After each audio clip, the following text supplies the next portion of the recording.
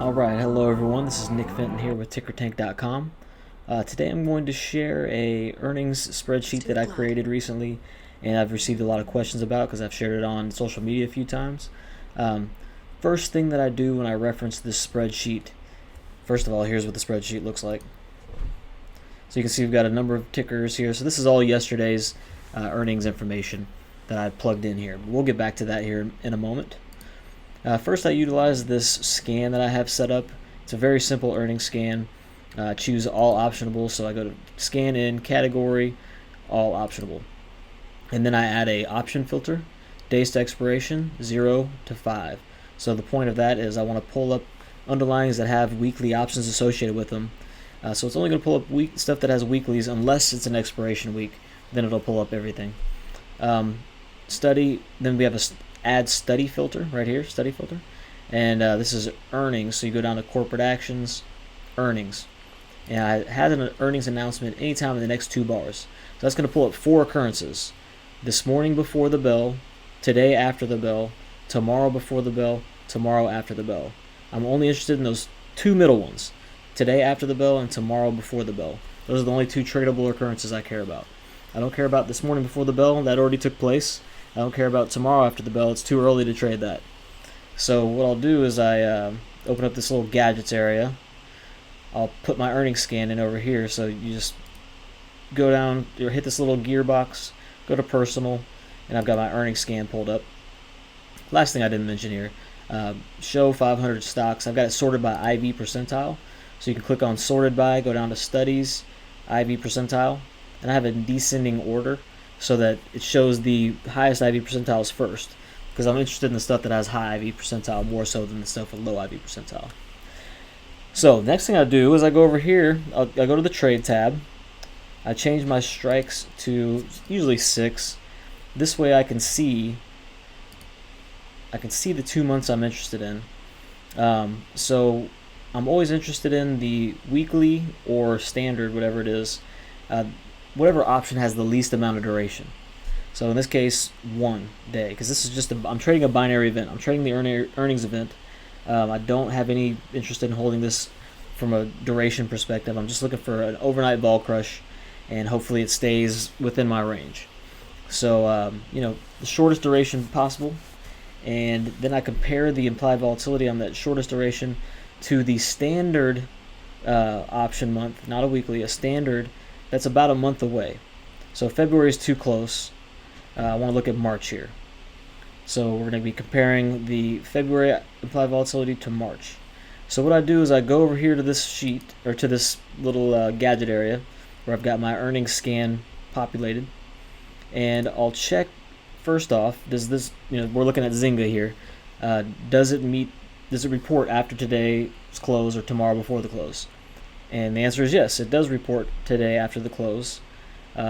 Is this stock even worth looking at? And the answer to that's no. The reason is it's just too cheap. It doesn't really have a whole lot of options for their options. I mean, you don't have a whole lot of choices on your strike.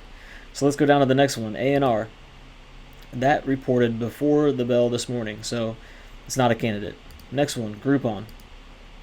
That reports today after the bell. Is it worth looking at? It's pretty cheap, so probably not a great one. But you can see here we've got decent liquidity. So, I'll look at the bid-ask spread on the closest to the money. In this case, we're looking at 7.5 puts. Got 43 cents on the bid, 47 cents on the ask, so 4-cent bid-ask spread. Over here on the volume, we've got $13.99. I usually want anything above 500. And then over here in the open interest, we've got 701. I usually like to see 1,000 or more. You can see that that's being met on the strikes that are a little further out of the money. This one right here isn't quite being it. This is pretty liquid. Will it be a good opportunity? I don't know. But here's what I do. I go over to my sheet, and this is just a spreadsheet that I've built. It's nothing super fancy. And you can see here, this is all yesterday's candidates. So I have it in an order of highest IV percentile to lowest. The first one is WFM, it's Whole Food Markets. And all I did was plug in the price at the time that I put the information in. and I plugged in the expected move. I'll show you where I get that here in a moment. Then it gives me a value of what that expected move is from a percentage perspective, and then it also tells me what is the 1 time, 1.5 time, and 2 time expected move range. So essentially this 49.3 is the expected move subtracted from the price, and then this upper end of the 1 time expected move is the expected move added to the price. So this is the lower end of the 1 time expected move range, upper end of the 1 time expected move range. Next level down, we've got our 1.5 time range. So you just take this expected move, multiply it by 1.5, and subtract that from the price, and then add that to the price to get your range here. And then the last one's 2 times, so you just multiply this by 2, subtract whatever number that is from the price, and then add whatever number that is to the price, and you get your lower end of the range and upper end of the range. So let's just go ahead and input Groupon. So first, we will type in the ticker, Groupon. Then we'll type in the price, which right here is, we'll call it 762. Then we'll type in the expected move. I go over here to the market maker move that Thinkorswim provides. You can see it's 97 cents, so I'll just round up to 97. So that's going to populate what is this expected move. It's going to automatically tell me what that expected move represents from a percentage perspective, and it's automatically going to populate all these fields that we just mentioned. What's the 1 time expected move range? What's the 1.5 times expected move range? What's the 2 times expected move range? Then I'll manually go over here and input the implied volatility percentile, which I can get right here. It's 69.64, so we'll just call that 70. Then we go down, and it's asking front month IV. So front month IV, I'm looking at the February is our front month in this case. So 234.74. So I'll just type in 234.74, then I go down 1 column to the back month IV. And that we're going to be looking at this March with 36 days left, 77.17. So 77.17, and that's going to calculate our IV differential for us. So that's vol differential, IV differential, same difference. So this number right here, 3.04, is front month divided by back month is 3. So I like this number to be 2 or higher, anything close to 2 or higher. So as you can see, if we get on here like AMAT from yesterday, wasn't quite 2, but 1.96, close enough to 2. But I like this number to be 2 or higher. Generally with a high IV percentile and a high IV differential will translate to a high percentage move, expected move from a percentage perspective. And this is really the thing that I like to focus on most. I just put this stuff in for reference purposes more so than anything, because you don't really need this stuff over here.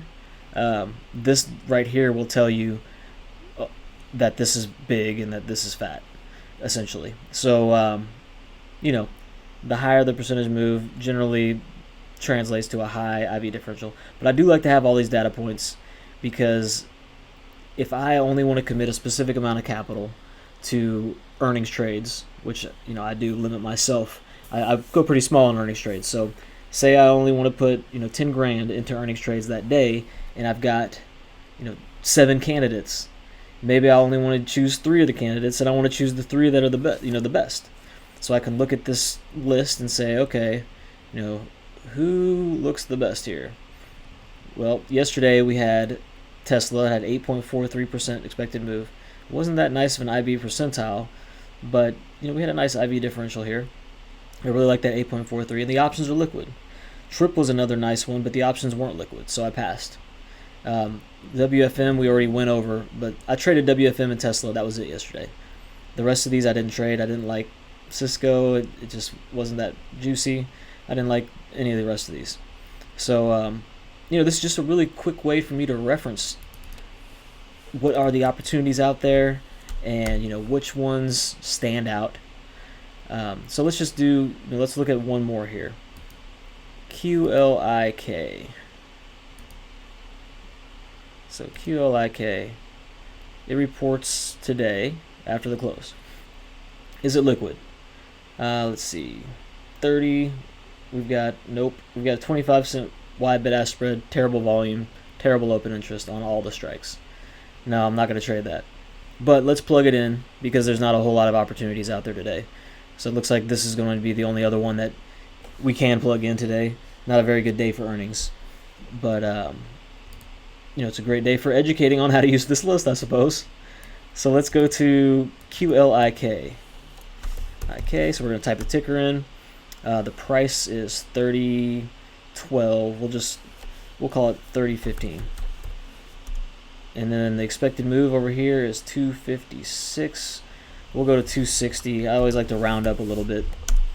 So that's translating to an 8.62% move. We've got our IV percentile over here, right around 59. And then if we look at our our front month IV, it's 160.9. So we'll type that in, 160.9. And then the March is 53.79. So we're going to type in 53.79. That's going to give us our IV differential 2.99. And it's also, everything's here. We've got our ranges in 1.5, 2 time. We've got our IV differential. We've got our expected move and what that expected move is from percentage perspective. So let's take this list and let's take a look at Groupon real quick and see if there's an opportunity in Groupon, since that's much more liquid than QLIK. The 2-time expected move range is my wheelhouse. I like to try and stay as close to the 2-time expected move as possible. I usually just sell strangles into earnings. Sometimes I'll do naked puts, naked calls if I have a directional bias, but most of the time I like to do short strangles, or I'll sell an iron condor if it's a really pricey stock and I don't want to deal with the buying power effect of selling a strangle. So let's go back to Groupon. Oh no. There we go. I thought it was going to put an error on us. Alright, so we're back at Groupon.